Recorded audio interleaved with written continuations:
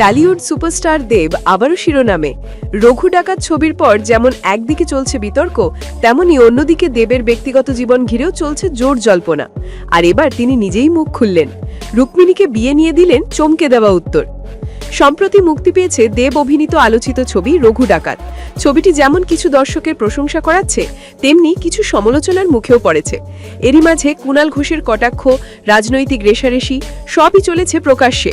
কিন্তু দেব, তিনি বরাবরের মতোই শান্ত, হাসি মুখে দিয়েছেন উপযুক্ত জবাব।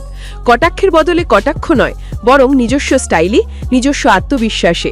তবে এবার আলোচনার কেন্দ্রে শুধু সিনেমা নয়, আছে আরও একটি বড় প্রশ্ন: দেব কবে বিয়ে করছেন? একটি জনপ্রিয় ভারতীয় গণমাধ্যমে দেওয়া সাক্ষাৎকারে দেবকে সরাসরি প্রশ্ন করা হয়। দেবকে বলা হয়, আপনি কি টলিউডের সালমান খান?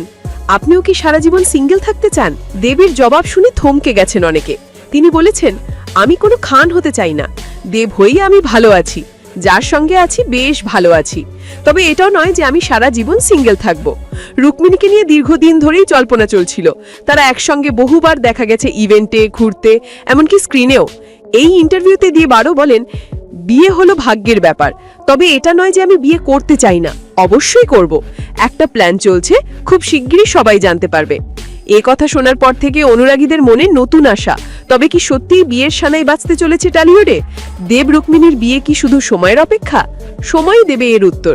কিন্তু এখনই দেব ভক্তরা রীতিমতো উত্তেজনায় ভাসছেন।